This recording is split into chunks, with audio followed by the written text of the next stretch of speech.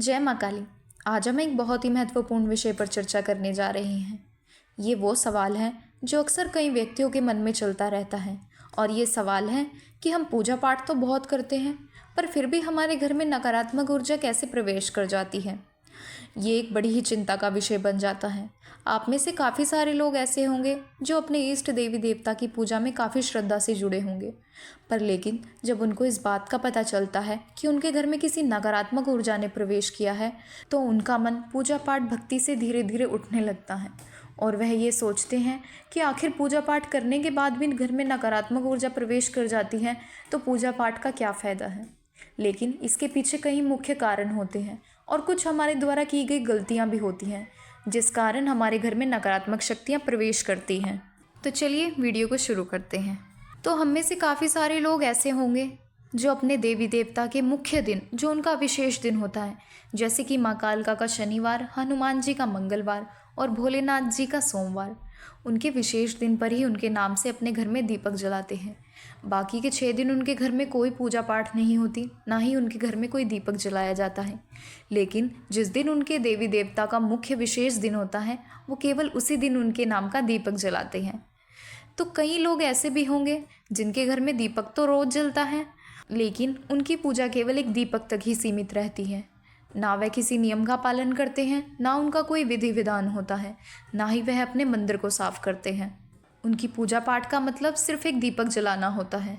उनको इस क्रिया में बस 4 से 5 मिनट का समय लगता है और इस प्रकार की पूजा करके अक्सर उनके मन में ये भ्रम रहता है कि हमारे देवी देवता हमारी की गई पूजा से बहुत प्रसन्न हैं और हमारे घर में किसी भी तरह की नकारात्मक शक्ति प्रवेश नहीं कर सकती।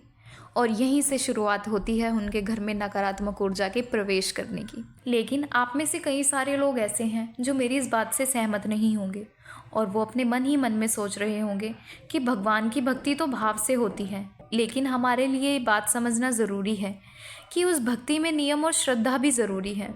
और अब कुछ लोग ऐसे भी होंगे जो ये कह रहे होंगे कि हम तो रोज़ दीपक जलाते हैं, रोज़ नियम का पालन करते हैं और पूर्ण विधि विधान के साथ अपने इष्ट की पूजा करते हैं, लेकिन हमारे घर में कैसे नकारात्मक शक्तियों ने प्रवेश किया। तो आज मैं इन्हीं कारणों को लेकर आपके सामने आई हूँ कि रोज़ पूजा पाठ करते हुए भी कैसे नकारात्मक शक्ति प्रवेश कर जाती है। तो चलिए शुरू करते हैं। तो सबसे पहला कारण है, जैसा कि मैंने शुरू में बताया, रोज़ाना घर में नियम अनुसार पूजा पाठ का ना होना।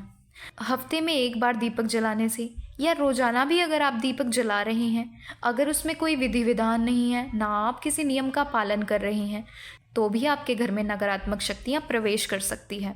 अब आप ये सोच रहे होंगे कि आखिर वो तो भगवान हैं, वो अन्य लोगों के भी तो कष्ट काटते हैं, तो हमारे ही घर में ऐसा क्यों हो रहा है, हमारी ही नेगेटिविटी को क्यों नहीं वो दूर कर पा रहे हैं।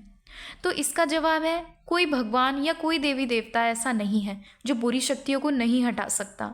सभी देवी देवता बुरी शक्तियों को हटाने में समर्थ होते हैं। वो चाहे तो 1 मिनट से भी कम समय में बुरी शक्तियों को जड़ से ख़त्म कर सकते हैं, पर कहीं ना कहीं इसमें भी हमारी ही गलती होती है जिस कारण हमारे देवी देवता यह कार्य नहीं कर पाते। फिर हम सोचने लगते हैं कि इसी देवी देवता की तो हम पूजा करते हैं और दूसरा व्यक्ति भी उसी देवी देवता की पूजा करता है, उसके तो वो सारे कष्ट काट रहे हैं पर हमारे क्यों नहीं काट रहे हैं।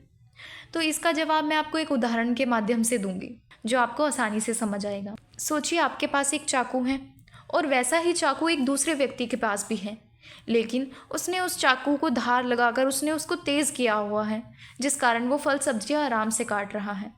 और वही चाकू आपके पास है लेकिन आपने अपने उस चाकू को तेज़ नहीं किया हुआ, तो वो फल सब्जियां कैसे काटेगा।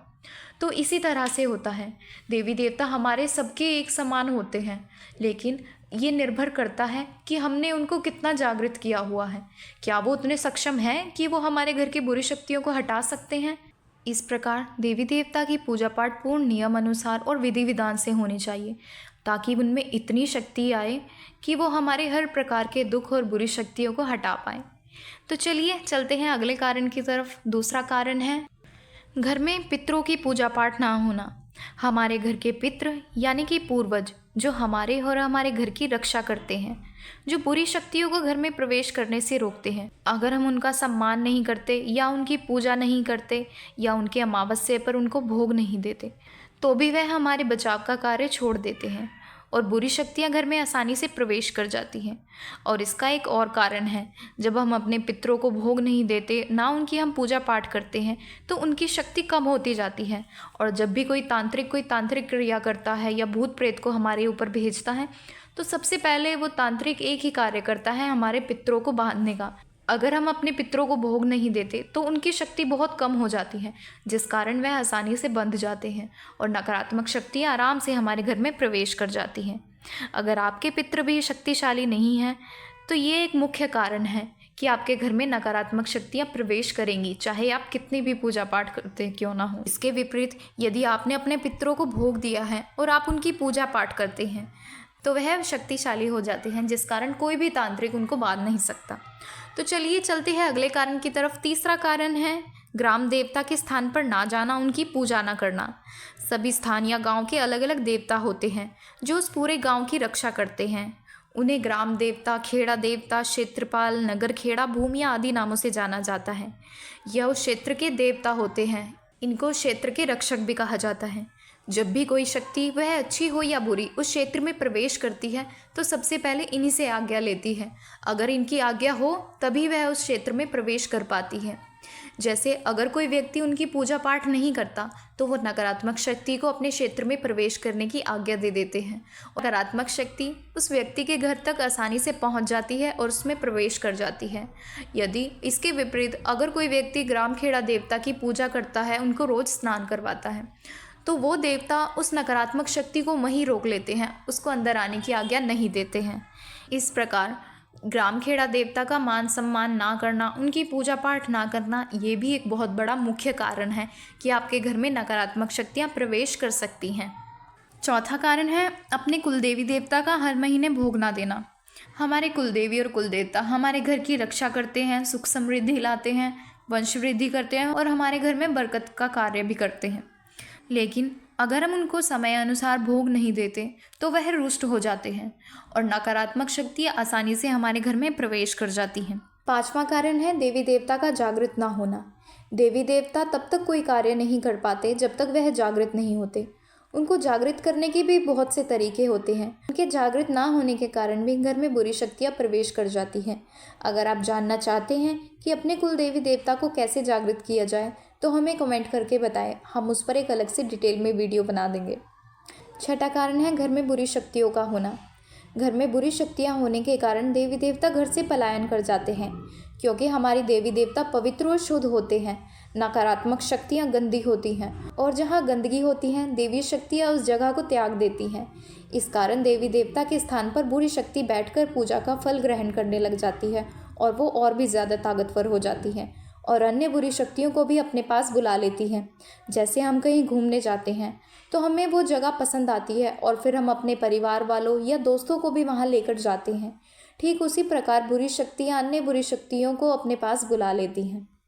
तो सातवां और अंतिम कारण है तंत्र क्रिया करके बुरी शक्तियों को भेजा जाए। ऐसे में बुरी शक्तियों को तामसिक भोग आदि देकर किसी व्यक्ति के घर पर भेजा जाता है। तो इसको एक उदाहरण के माध्यम से समझाना चाहूँगी। जैसे कि एक बंदूक होती है, जब उसको चलाया जाता है तो उसमें से गोली निकलती है। जब वो गोली निकल ही गई है तो वो लगेगी तो है ही। अगर ये डिपेंड करता है सामने वाले व्यक्ति पर, अगर उसने बुलेट प्रूफ जैकेट डाली हो तो वो गोली घायल तो नहीं कर पाएगी, लेकिन उस व्यक्ति को महसूस तो होगा कि कुछ लगा है। इस प्रकार जब भी कोई तांत्रिक भूत प्रेत आदि शक्तियों को किसी व्यक्ति पर भेजता है और वो व्यक्ति पूजा पाठ भी करता है तो बुरी शक्तियाँ आएंगी तो ज़रूर, पर उस कदर नुकसान नहीं पहुंचा पाएंगी जैसा वह पहुंचाना चाहती हैं।